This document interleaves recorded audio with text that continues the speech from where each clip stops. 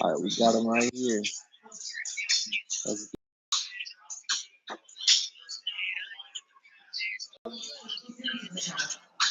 Yo, what's good? What's the deal? Unseen. Yeah, it was cracking. What's the deal? What's good with you? Oh man, I'm cooling, man. I'm just chilling out. Oh, okay, that's what's up. Yeah, That's doing a right. little work. It's my birthday, but I'm working. Oh yeah, happy B-Day. Yeah, I appreciate it. Yeah. You've just been working on your birthday too? Work never stopped? Man, I'm working on. It's gonna drop on Halloween. Me and Swift Homicide. I produced the album for Swift Homicide, so I'm mixing it and Mm. shit. We got a deadline. We got to turn it in like tonight. So we've been getting everything done, getting everything wrapped up, getting the rest of the songs, the little intros, and the skits made, and I'm literally That's like I'm right. sequencing right now. Oh, let's see, look, yeah, Damn, you're just I'm I'm steady about to just start getting it all plotting. arranged and whatnot right now. That's right. And yeah, I wanted to let's get this going. You're on the Yeah, Rap let's Over go. podcast. Let the people know like your um your name and all, and where you come from. Yo, Unseen Asylum. Well, YP of Unseen Asylum from Mm. Stockton, California. You know what I'm saying? Been doing this shit forever. You know, always enjoyed it. Always liked doing music. I rapped before, but I like to Mm. producing a little better. Um, so I just been holding it down. Doing what it do. Mm. Okay, and when did you start like just getting into music? You started Oh just man, rapping out. I would say 12, 13, something like that. Was starting to write. I'm kind of older, so it wasn't like we could just grab a laptop or a computer and just download SL or something. It was way before that time, so I had to just always like to do stuff, and we had to try to figure stuff out. So we would take like instrumentals of like popular rappers or the end of the beat. Back then, the end of a beat would be, you feel me, like a minute and a half, 2 minutes long. So we would take that and we'd rap over it, or we'd do something called a pause tape, to where you would like you put the tape on the other deck, you record a piece of the loop, you pause it, rewind it, you Mm. play it again, pause it. You feel me? So you'll keep doing that, and then all of a sudden you got a whole Stebo beat. You know what I'm saying? The end of that Okay. Stebo beat might have been 20 seconds. So it was like, we were figuring out ways how to do that. And then eventually started getting, a keyboard, a 4 track. And you started building up. Yeah, started build. I just bought the first sampler I ever used recently just cause like, why not? I love the way it sounded when I was younger. So, Yeah, I never was like, let's budget. get it. I've been messing with it recently and I'm fucking with it still. Yeah, that's cool. How did you get the name Unseen Asylum? Is it like Insane Asylum? Why'd you change it to Unseen? Okay, so all right, so Unseen is really me and my guy. We're a crew. It's kind of a umbrella. I'm gonna eventually start signing other producers and stuff, and have them under the Unseen Asylum umbrella. I go by YP, so YP of Unseen Asylum. Um, but YP came from when I was young. I was the youngest guy in my crew, so they was like, "Brad's a little young player right there." You know what I'm saying? So Okay. that's how YP came, and then Unseen Asylum came.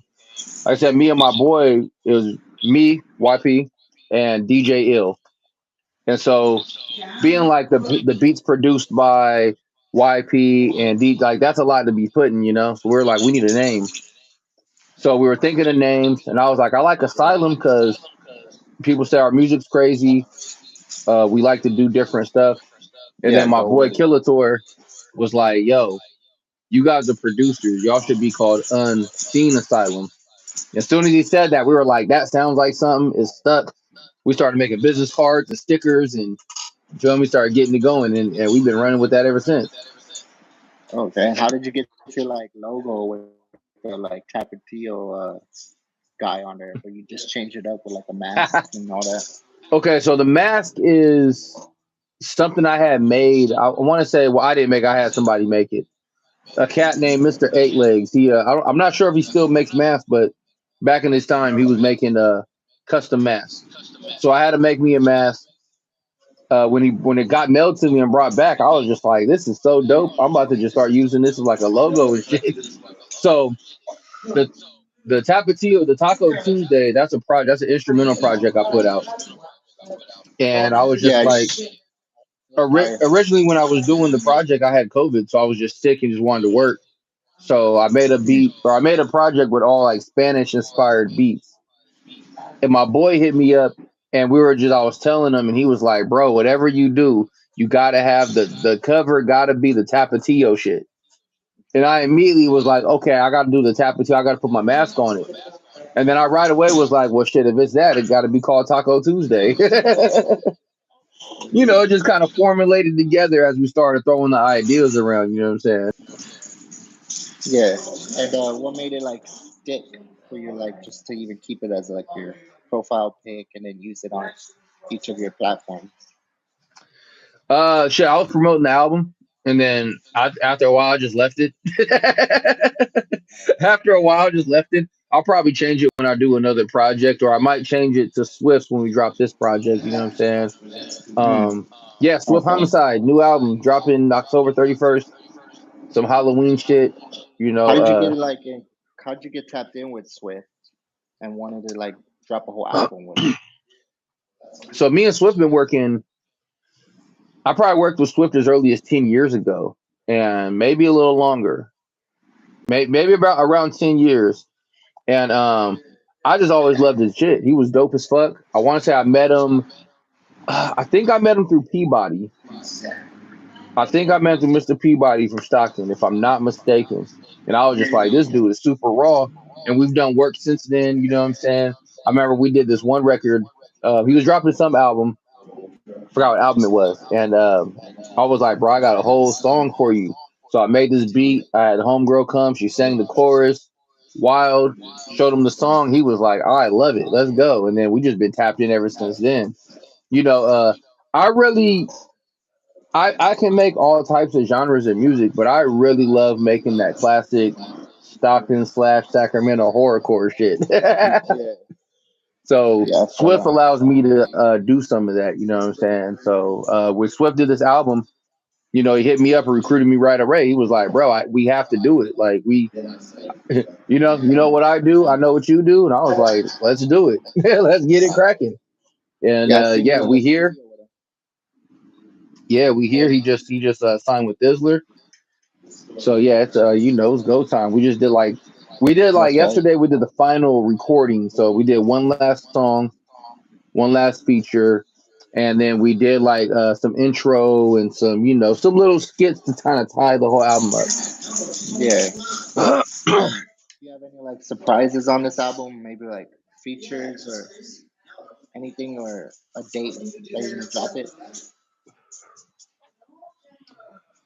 Let's see here. I would just say it's gonna be a ride. Because I'm putting it together right now, so I'm doing the little extra final touches to give it that extra. There might be a bonus on there. There might be a song that's attached to a song. Y'all gonna have to listen and Okay. find out. Yep, y'all hear that? And yeah, Swift be like talking like highly about you, like on each like podcast he be going on. Even the interview I did with him, like 4 or 5 days ago, like he definitely like speaks of you. Just whenever he speaks of you, he just speaks positive about you and all. So yeah, I feel like you both are like just connected and shit, pretty much. Yeah, definitely, definitely. Like I said, like he great people. Definitely a friend of mine. And it was like really no question. Like, because we've talked about doing shit like for years. We was like, bro, we should do something because it'll just be so crazy. So we did a couple records, and then Swift was just ready. I'm assuming, and was like, let's do the whole thing. What's cracking? I was like, let's do it. I know exactly what to do. I already know what to make. I was like, in fact, I got something ready. I had that. So that's what I said. Joint with the sample. I had that ready to go. Like I had made it, and just I had it sitting around because I know a lot of artists wouldn't use that. But when Swift was like, "Yo, I'm ready," I was like, "Oh, I got something for you." That's usually how we work though. I just be knowing what type of shit he on, so I'll kind of like when I produce, I kind of make things for a multitude of artists. Like I'll make stuff and be like, okay, this could go for him, this could go for this person. But I know when we were working on this project, it was kind of more like we knew we were working on this project, we knew what we were doing, so we just kind of The went. concept I and was going straight to it. Yeah, like I would sit down intentionally and make beats for him. You know what I'm saying? yeah, But yeah, yeah, that's shout out what's Swift up. Homicide for sure. Yeah, tell us about just your early life. Were you born and raised in Stockton? I was actually born in Washington, Spokane, believe it or not. But we moved out here to Stockton when I was like, I don't know, fucking one. You know what I'm Oh, saying? So, and so I've you know been much. out here since. So, kind of born and raised, but raised definitely. I was talking to my girl about it. Like, I moved all around the north side, just we were all over the place. You know what I'm saying? Then, we got when I got older, my family got more stable, and we kind of just was out somewhere out north. But growing up, yeah, we was Okay, moving around and wiggling around. You know what I'm saying? just in different areas and all. Okay, and how was school? Just going to school. Did you end up graduating? Oh yeah, I definitely graduated barely. I was running around like I'm telling you. Once I was like 13, 14, I knew I wanted to do this shit for real because my cousin, she had got signed by RZA from Wu Tang Clan, which is, and at this time, they were on their superstar run. You know what I'm saying? Like Yeah. they was going there. So just seeing her being able to do it, I was like, oh, this is real. Like, you know what I'm saying? Like I seen her in the videos and I was just like, damn cousin. And I'm like, that's my cousin. We grew up. Like she used to babysit me and shit. You know what I'm saying? So just seeing her like go out there and get it cracking, I was like, okay. And she's always kind of been like a mentor to us. So, back in the day, we didn't have that internet. So we'd ask her questions like, hey, nigga, when you're in the studio with RZA, find out what he using. And then she'd tell us some stuff and come back and be like, yo, he was using this, he had this, and we'd be like, all Yeah. right, where you even buy that at? Like nowadays, we know about like Sweetwater and Guitar Center, and you feel me? Like it wasn't all that shit back in the day. It was like Sam Oh, Ash, but a lot of shit was East Coast or in LA or something. yeah. So we had to just try to figure shit out. But we slowly, we got old enough. Well, the technology caught up to where like finally like eBay was coming around at the very least. And then you feel me? I was buying shit off of there. I bought an MPC 2000 in like 2001. Oh, shit. Yeah. Okay, then so that just inspired you and like made you want to actually like produce and all, seeing that your cousin actually made it out. Yeah. Besides that, was just influenced by the music. I heard some of the first hip hop I heard was like early West Coast stuff. So like Ice T, 6 in the morning, and Dope Man. But I was mad young. But when I heard Dope Man, I was just like, this shit is hard. And early Ice Cube stuff. But what really did it was listening to NWA Niggas for Life. And I don't know what it was. I mean, it was if you go back in history, that album was like the first G Funk album to a degree. You feel me? And it was just Yeah. something about that sound. It was so new. Like all the East Coast music was like dirty and bombastic and very big in your face, to where like the West Coast stuff was like chill, but still like what I'm saying. Like we all know what that stuff sounds like now. But Yeah. we were just I heard that shit in my sister's room.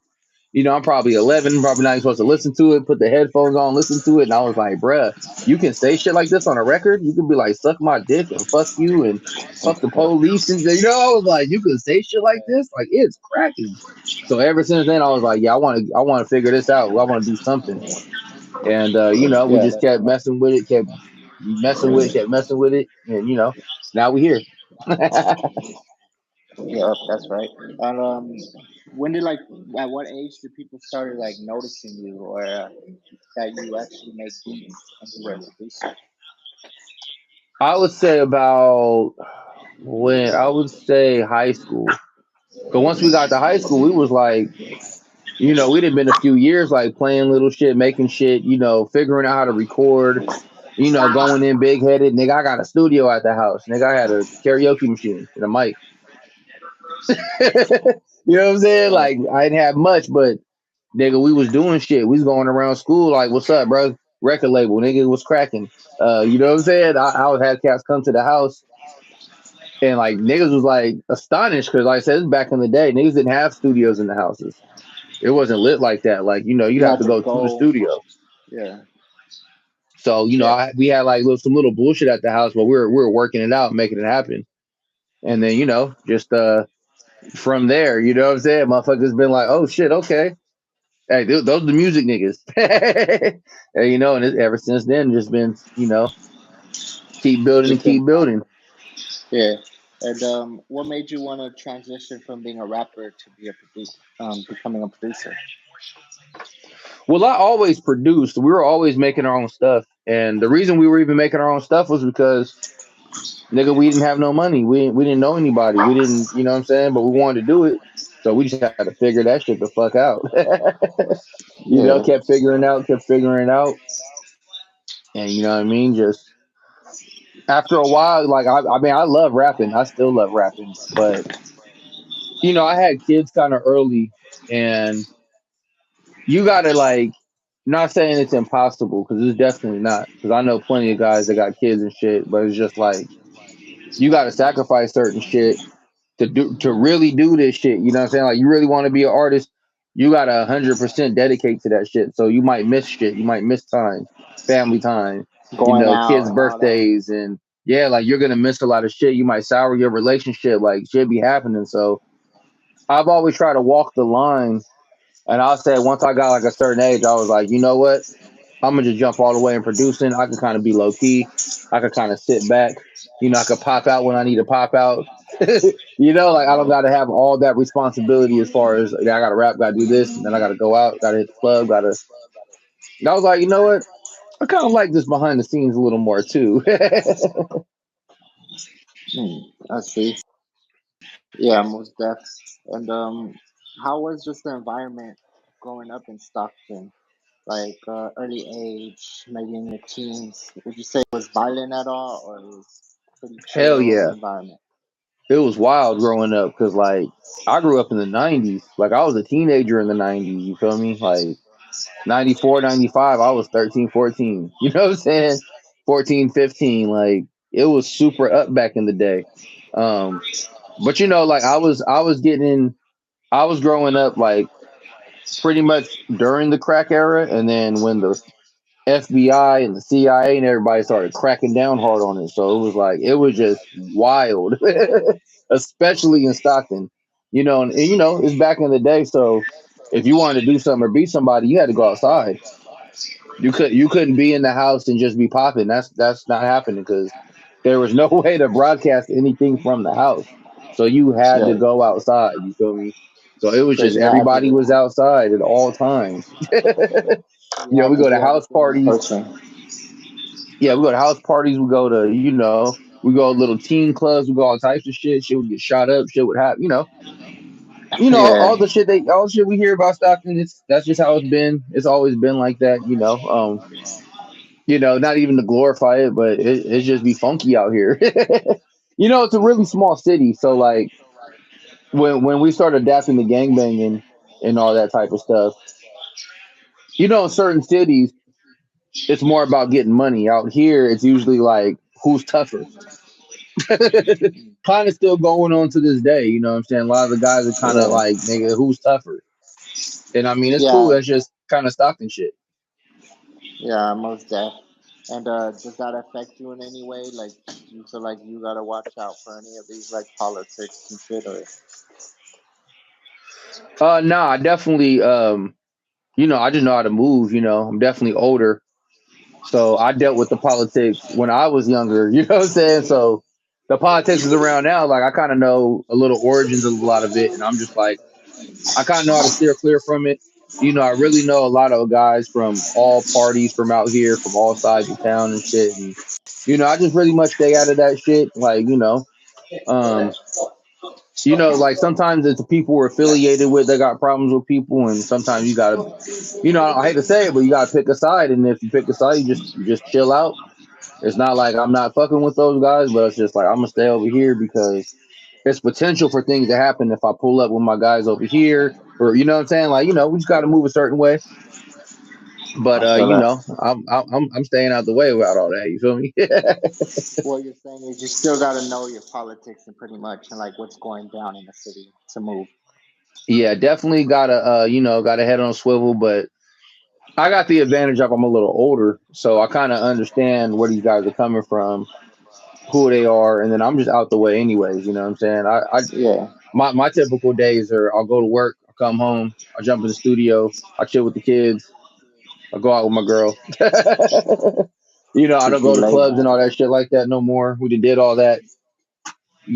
So it's like I'm chilling. I'm out the way. I'm in a good position. A lot of these guys they have to go outside. They got to go do that, and I feel it. So I just be like, y'all be careful. Yeah. Stay safe. Yeah. Most definitely. And when did you first drop your first project? Ooh. So we've always worked and done shit, and you know what I'm saying. Well, just do shit. But we put our first official project out. I want to say 2013.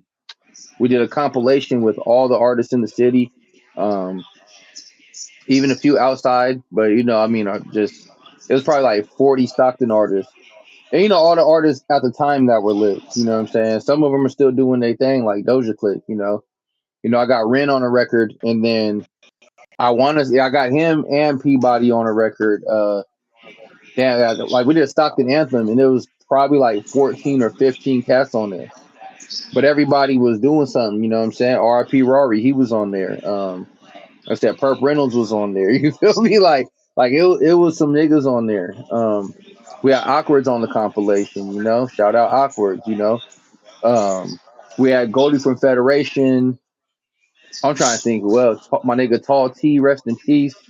Yeah, I mean, you had a There was bunch of so many artists. people on there. Yeah, Erupt from, you know what I'm saying, Valley Pain. Like, man, it was so many people. Like, I'm just going off the top of my head. Smig Dirty in there from Sacramento, you know what I'm saying? Like, yeah, like we put that out. I rapped a little bit on there. I jumped on a few songs here and there. But yeah, that was like I just wanted to do a compilation, old school style.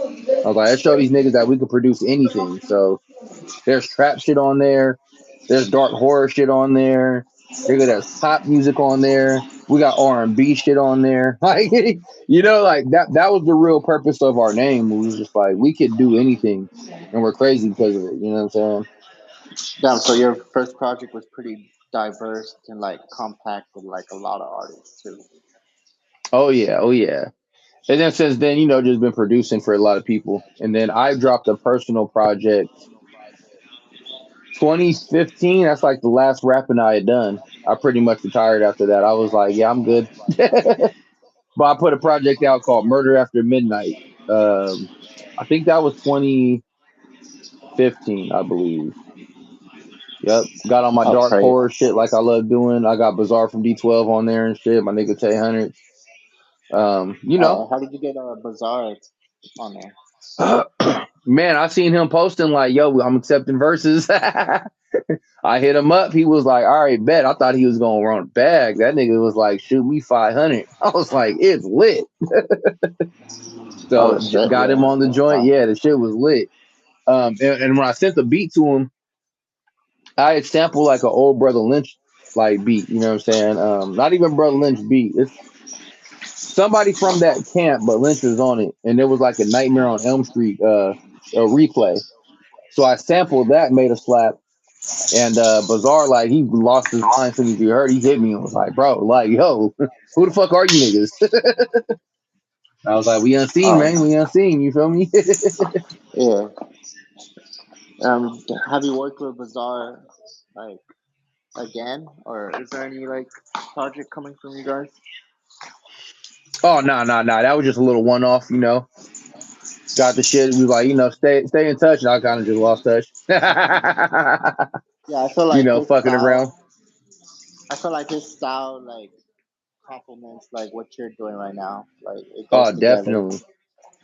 definitely. Like he was fucking with it. He was like, yo, and then like he fucks with Lynch and all those guys, so he immediately was just like, yo, I'm fucking with this. But yeah, he was Mm, cool. We just chopped it up a little bit during the. He asked me how I wanted his verse, and I just kind of kept it. I was like, nigga, do your shit, do that bizarre yeah, shit. that's right. That's what's up. And did you end up performing at a album? Maybe at any venues, shows? Oh no, I didn't do no performing. I just tossed it out there for the people. Chopped and screwed it, and I was there. I just kept it. I was at that time when I did that record, I was like rebuilding my life to a degree because like a bunch of shit happened in my personal life, and I honestly did the album just on some like I was pissed. A bunch of shit had happened. You know what I'm saying? Some motherfuckers like broke into my studio around that time, so I was just on bounce back mode. So I like got a little bit more gear, and I was like, I was going to call it quits to keep it all the way real. And then Yeah, I I was just bet. like, you know what? Fuck that. Fuck all that, nigga. We turn it up. So I just had to rebuild the studio from scratch. But Shit. you know what I'm saying? Like, that's just life though. Sometimes you're gonna get thrown a hurdle and you gotta clear it or like you ain't gonna get to the next step until you clear that motherfucker. So I really did that album just pissed off, upset, Brother. but at the same time was getting shit together, you feel me? And I did a damn good job, from there, bought a house. The studio we're in right now, it's on my property, you feel me? Um, I was telling myself then, I was like, fuck that. All right, niggas want to get funny. All right, bet. I was like, nigga, I'm gonna buy a house and build a studio on the property, nigga. And You yeah, show I put the off. work in, and here we is. Shortly after that, I started working with Haiti. You just, I just be leaving things in God's hands. You know what I'm saying?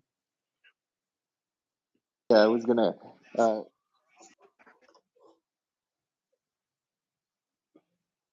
So what was that?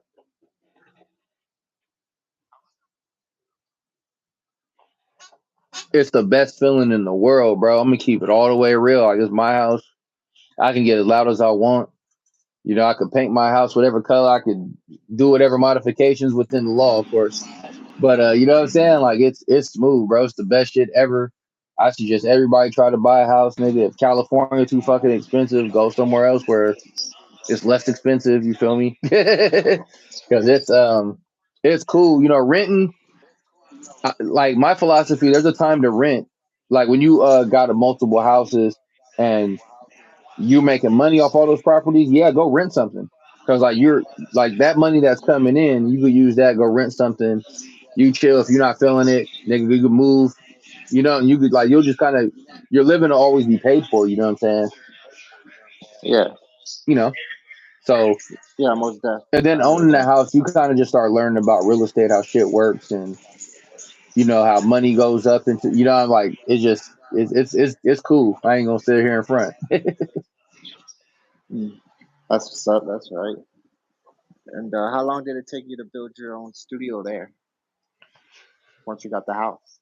All right when I got the house, I had an extra room. So like immediately, like the first thing I moved in the house was the studio. I was doing I don't want to say doing bad, but I wasn't I was like living with my parents. So when I got the house, all the stuff in my parents' house, that's their shit.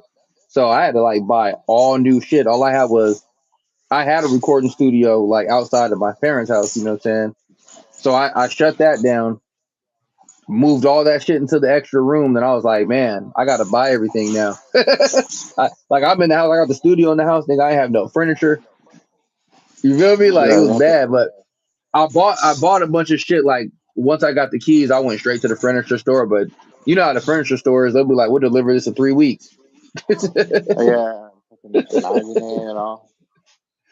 So I had a blow Yeah. up bed and shit for a few weeks. So I was like, I ain't even tripping. It's all coming. I just got to chill At out and least you wait. got the crib. Yeah. But I got the crib. I was like, I'm gonna be here, so it's cool. You know what I'm saying? Yeah, most def. Did you ever get in trouble with the law? Maybe early on, recently. Yeah, like in my early years, in my early my early 20s, doing stupid shit, doing shit we shouldn't have been doing, but I learned from it because like cats will, cats will do shit like intentionally break the law and then get caught and be like sad or upset about it or pissed. But when you get older, you start realizing like, well, if I'm not doing illegal shit, I can't go to jail. Right. Pretty fucking. It sounds like a simple concept, but when you're young, you want to do whatever you want and expect the world to kind of bend to your rules, and it doesn't work like that. It just doesn't work like that. Like you gotta, and also you want to be responsible for your actions. So say you do some shit, and that's the consequence for it. You gotta take that shit like a man. You know what I'm saying? And go handle your little consequence. And you feel me? If you're smart, you learn from it. If not, we all know cats that feel like they live in jail. You know what I'm saying? Like niggas Yeah, always in jail, back and always on forth. probation, Yeah. always on parole. And it's like, bro, I'm good. I got a little taste of that. I was like, nah, I'm straight. This ain't it. I'd rather And you work a learned job. early on. Yeah, I'd You rather learned work a early job on and the just right make way. music. Yeah, most def. That's the smart way to do it. Man. You did a remix to Gangster's Boo song, and what made you want to do a remix to her song? Oh man, I grew up on Memphis shit. Absolutely love Memphis shit. And when she died, I was just like, whoa, that's crazy. And I was just immediately like, I was making a beat one day and I was just like, this sounds like some old gangster boo shit. So I grabbed the vocals and just made it happen. Not too much crazy thought into it. Was just I'm a fan, always have been. Like I've been listening to 3 6 and all that since the late '90s when they was getting popping. And like that's my other influence besides like NWA and Dr. Dre and all that. You feel me? Like that was definitely like first half. And then I got a little older and I was like, yo, I really fuck with this shit right here. And I knew I was onto something because 3 6 Mafia gets sampled to this day. Like I don't think there's been a year probably since like 2008, Yeah, that. 2009 where there's like some Right. record with a sample of theirs in it. You know what I'm saying? Like Yeah. some type of record with a sample of theirs in it. So, they Yeah, make some they timeless always shit. do. And I remember when I Most was definitely. bumping it, we in California, cats was like, what are you listening to? And I was like, bro, I'm telling y'all, this is it. This is the future right here. I Yeah. People was weren't kind of just right. they weren't getting it. They didn't get it. Yeah. And were They you just always didn't get just it. pretty much? Were you always pretty was pop like that was around you? I would think so. I've always just, that's part of doing music and part of being a producer is being able to identify talent. You know what I'm saying? And just kind of knowing what it takes. Like I see cats, like, and of course I learn along the way as I work with cats. Like the more artists I work with, I get to see their habits, and then certain ones I'm like, okay, this is why he's going there. And like the main common denominator of any of those artists is doing the work, putting in the work. Like that's where it's all at. You got to do the work and put in the work. That's why Swift gotten to where he's gotten to right now. You know what I'm saying? He just put his head down and was like, "Fuck it, I'm doing the work." Yeah, he said he was doing this for over like a decade before he got signed. Yeah, bro. He been honing his craft, and in the last 2 years, he really been like, "All right, I have to start really learn about this promotion, really learn about this marketing," and he just been going hard with it. And you know what I'm saying? But he did the work. He did the work. He got rewarded. Hayden's another guy like that. He did the work. When cats would go out, he'd stay home and write. He'd read. He'd study. You know what I'm saying? And then he's doing shit that a lot of cats ain't Always doing. work. And Hayden's not scared to do other shit either. That's what I love about working with Hayden. Like he's not scared to do. Like he just put out an R&B album. You know what I'm saying? He damn near singing all over that motherfucker and got like Miami bass songs on there. Like it's wild, but it's dope that he's not scared to be different. You know what I'm saying? But also he put the work in to get into those positions. You know what I'm saying? Yeah, I hear what you're saying. Doesn't he have a song that's platinum or something? Did you produce Yeah, that track? the Change Your me Life. and the Change Your Life joint. Hold on, I'll bug y'all out real quick. Hold on, let's bug y'all out. Let's bug y'all out. Let's turn this off. See? Yeah, that's Well, let's you give that a little bit of light. oh yeah, that's You hey, know, that's fire right there. You got the yeah, whole they don't just give those to anybody. You know what I'm saying? hey, that's fire right They there. don't just give those to anybody. It's a Yo, process. The record label how did has to that approve it and all types of shit. how did that happen? Like that song, how did it go down? What was the setting like? Man, we did it here at the house. Before I even had the studio in this, because I built this outside.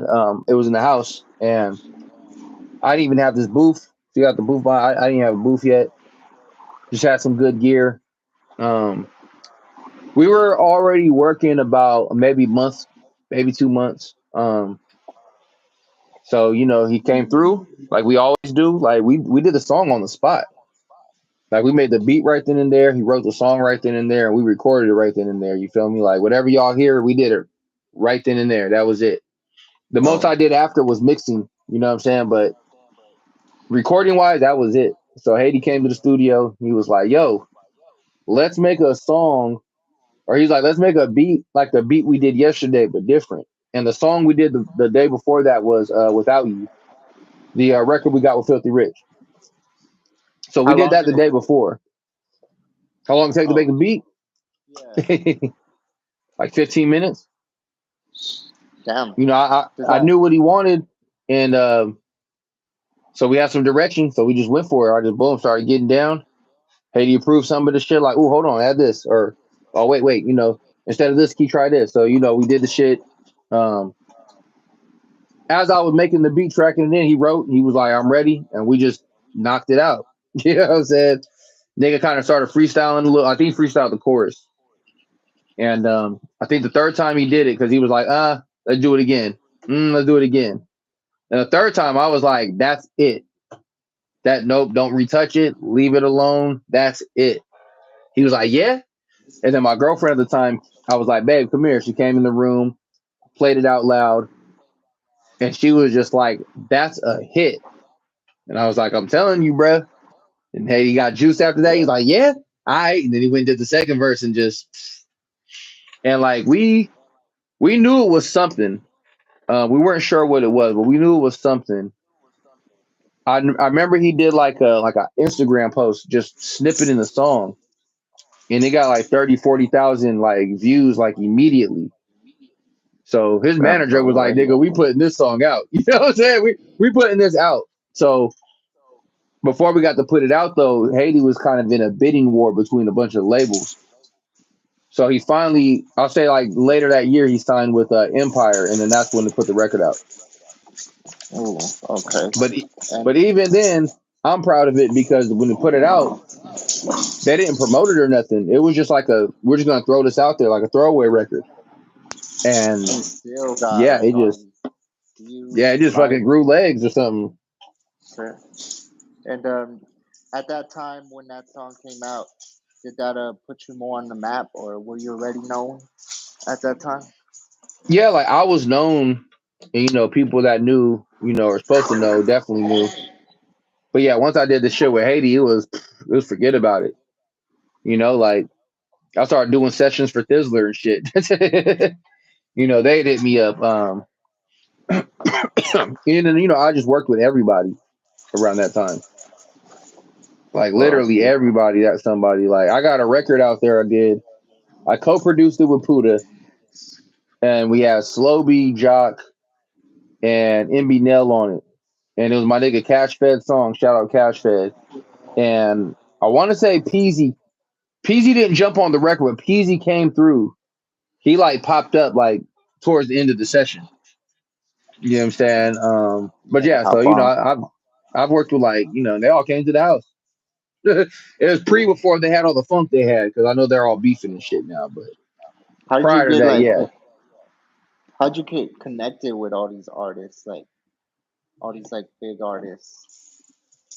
Well, shit. The secret is you work with them before they get real big. So Um, you already knew, like you pretty much knew like which artist was gonna blow. Like you had that talent or that eye. Like well, some of it is that, and some of it is just once I did the shit with Haiti, my name was just moving around. It was like that's that guy, and then I know so many people, so people were just like, "Hey, bro, won't you?" Won't? And then like other shit was just crazy. Like, okay, my boy Bose, my bad, Bose, him and Jock are mad close. So I was working with Bose because my partner is his OG. You know what I'm saying? So my boy was like, yo, my young homie dope. He brings him over. He was bringing Jock over. Jock used to come to the house a lot. Not even technically record. He would just be with Bose. They'd come and chill, roll a EBK blunt up or Jock. something. Yeah, Oh, yeah. they'd come through and chill. When I did the record with Cash Fed and Jock and everybody, I'd already heard of Slow B and I've been in conversations with him, but I like officially met him that day. Um, and then he came and recorded and shit before, and before he passed, we were like getting some shit worked out as far as like he was gonna pick some beats and shit. Like I shot him some shit. He's picking a couple, and he was like, "Yo, I'm gonna use these, and these when I get to a studio, or whatever." But he ended up passing, unfortunately. You know what I'm saying? But me and him were like, Yeah. we would talk because like technically I'm from a side they don't really fuck with, but I'm not in the politics, so it's all like niggas never showed It's like about to work treating me out. differently or weird or nothing. Like they kept me out of the politics. So I was like, nah, bro, I ain't part of none of that. Chill out. Yeah, I'm just trying to do And music. just gotta be a little respected. Yeah, I hear Gotta be it. respected. And You gotta show some respect. do you feel like just the beats you make made artists want to work with you too? Oh yeah, it was definitely both. Like motherfuckers always love my beats, and then on top of that, I'm just one of those guys, and I'm cool, and I'm you feel me, people person, and a lot of the time is I know somebody, so they like, oh, this the homie, and that's usually how it happened. Hey, I know somebody. Check this out. Niggas meet up. Oh, bro, you hella cool. Okay, bro, you cool. And then like that's exactly how I met Haiti. My young homie brought him to the studio. My young homie was like, "Oh, gee, you got to check this nigga out. Play some records for me." I was like, "This nigga dope." Then he was like, "Yo, let's go pick him up." I just bought my house, so this like end of 2017. Like I just bought my house, was setting the shit up. We went to like Yeah, yeah. Joann's or something to get some extra fabric shit to put up in the studio. And I remember Haiti and them came back to the house, and I let him and my young nigga like y'all go ahead and fuck with it. It's good. So they were fucking with it. I heard him in the living room, and I was like, "This nigga crazy."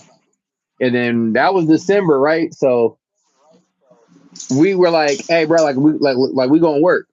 And then like we played phone tag for like 8 months because I had a crazy ass job. So every time he called me, I'm like on the way to work or I'm coming home. You know what I'm saying? Like it's one or the Yeah. other. And then one time I like Couldn't around find. that August, I quit. And just on the strength of him constantly being consistent about working, I was like, hey nigga, like when I say I got time, I got time. So I got time, so pull up. He pulled up immediately. So we did period that day. Very, very first session, we did period. Like Oh as soon as damn, we that's got what's done with up. the record, yeah, as soon as we got done with the record, we were just like, bro, what are you doing tomorrow? And then we just worked a good like 3, 4, 5 months straight. Yeah. Okay. And what was your last job before this? Working with Haiti. What was I doing? Oh yeah, I was at Tesla. I was at Tesla, and then I remember I quit because like I was doing good there, but I was just over it, and like the music shit was starting to like things were starting to happen around me, but I didn't have time. So I was like, man, fuck this, I'm about to quit and just go in.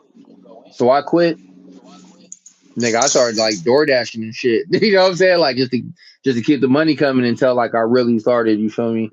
And then me and Haiti worked, and we just worked like a solid 4 or 5 months. And I was like, all right, I'll go back to work right now because like the music money comes super slow.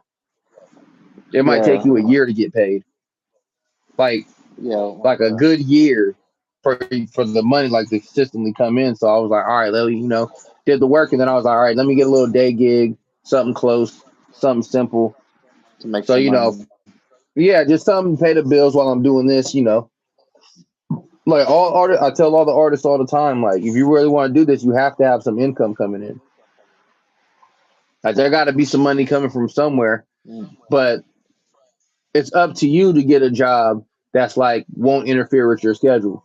You know what I'm saying? Like that's on you. Like, and that's when you got to take a risk. Like I remember one of my jobs, I was getting like 17 an hour, but I didn't care because I had this to do after work. You know what I'm saying? So I would do that shit. It'd be hella easy. I get off at 3:30 or something. Come home. I got bad time to, you know what I'm saying, get to it. Yeah, And then eventually from there I quit because it was like up. And then I was just doing studio shit for a few years. that's what's up. Yeah, you did a lot of songs for a lot of artists, big artists too. Mr. Fab, Louis Ray, Baby Stone Gorillas, MB, MBNL, EBK Jock, Slowby, D-Lo, and Neff the Faru. So yeah, you also more too. But yeah, that's actually dope. Like, I appreciate it. There's no, probably a lot more. On Instagram you only put so much. yeah, You know what I'm saying? And like a lot of these records are indirect. Like I might have did some shit, somebody got some featured on it, or I also do ghost production. So I got a homie, his son has cerebral palsy, but he like plays piano. He's blind and he has cerebral palsy, but he gets down to piano. So he'll get down and do melodies, and then I'll take the melodies and like construct some beats for it. You feel me? And so oh, yeah, that's so dope. I'm doing that with him. Yeah, we've gotten songs with Pharaoh, Mr. Fab and them, Black Sea from RPL, Baby Gas. Shit, like I'm trying to think who is a lot of people. You know what I'm saying? A lot. You know what I'm saying? Goldie and them from the Federation. Even the Baby Stone Gorillas one was just, I was just working and then they just hit me online and was like, bro, we fuck with you. Send us a pack. Said, bet, send them a pack. They used a couple joints. I'm still waiting for them to drop them. But they definitely was like, yo, they picked a few. I kind of frequently will send them stuff and they'll pluck stuff out. But I know how shit be. Niggas will record and then just, that shit might come out in fucking 3 years later. Oh, yeah, It might come out a few years later. yeah. The Louis So, the Louis Ray shit, I did some with my boy LB and we got him on it. Yeah, he actually jumped on something which was lit. So we got that in the vault. We did something with the legend Richard Rich. You know what I'm saying? Which is, some of y'all young are probably like, man, who the hell is that? nah, Bro, that's an yeah, I heard OG. of him. Hey, how'd you He even got, get connected with him? man, my boy LB, his dad knows him. LB's from Oakland. So his dad was like, man, he had a line on him. And we had this record with this Tupac sample and we sent it to him. And he was just like, bro, I don't want to touch none of Pac's classics. I can't do it. And we're like, okay. He's like, I'm not saying no. He's like, I'm just not gonna do that. Y'all got another beat. It's good. So I made a beat like that day.